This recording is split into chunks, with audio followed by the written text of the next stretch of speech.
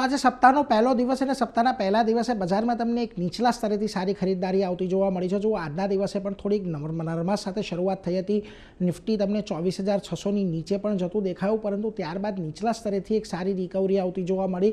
ત્યારબાદ નિફ્ટી તમને આજે લગભગ 0.5% વધીને 24,700ને પાર બંધ થતું જોવા મળ્યું. સેન્સેક્સમાં એક 400 પોઈન્ટનો ઉછાળો આવ્યો, પરંતુ આજે પ્રાઇવેટ બેંક તરફથી તમને સારો સપોર્ટ ન મળતા નિફ્ટી બેંક જુઓ ઓલમોસ્ટ ફ્લેટ લેવલ પર બંધ થતું જોવા મળ્યું છે.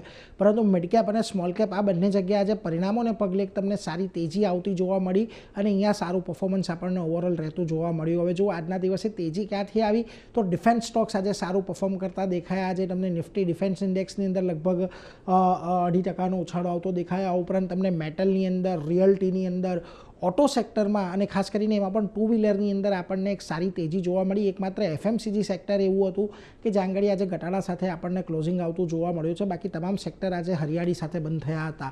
આ નિફ્ટીના ફ્રન્ટ પરથી જ્યાં તેજી આવી ત્યાં આગળ હીરો મોટો કોર્પનું કાઉન્ટર વધારે મહત્વનું એક સારી શોર્ટ કવરિંગ રેલી હતી અને જુલાઈના આંકડા પણ સારા રહ્યા હતા, એને લઈને એક તેજી જોવા મળી. આ ઉપરાંત Tata steel, Adani port, BEL જેવા કાઉન્ટર આજે ખાસા એવા પોઝિટિવિટી સાથે બંધ થતા તમને દેખાયા. પરંતુ જ્યાં દબાણ હતું એમાં પાવર ગ્રીડનું કાઉન્ટર હતું કે સૌથી વધારે ઘટાડો જે નિફ્ટીના ફ્રન્ટ પરથી જુઓ ત્યાં આવતો જોવા મળ્યો. એચડીએફસી બેંક, આઈસીઆઈસીઆઈ બેંક થોડાક દબાણમાં રહ્યા. ઓએનજીસી જેવા કાઉન્ટરે પણ આજે થોડુંક દબાણ બનાવવાનું કામ કર્યું, પરંતુ ઓવરઓલ આજે તેજીનો કારોબાર આપણને જોવા મળ્યો.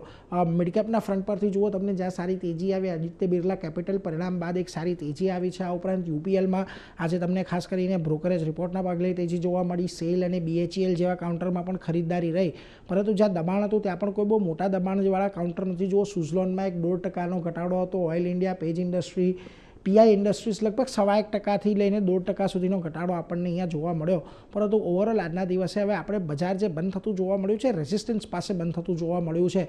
અત્યારે નિષ્ણાંતોનું માનવું છે નીચેમાં 24,550, 24,800 આ એક રેન્જ છે ને આ રેન્જમાં છે ત્યાં સુધી થોડુંક નો ટ્રેડ ઝોનમાં છે. એટલે કાલે જો 24,800ની ઉપર બજાર આપણને જતું જોવા મળે છે તો કદાચ તેજી આપણને વધતી જોવા મળે, નહીં તો એક આ રેન્જ બાઉન્ડ કારોબાર રહે એવી એક અપેક્ષા અત્યારે તો બની રહી છે.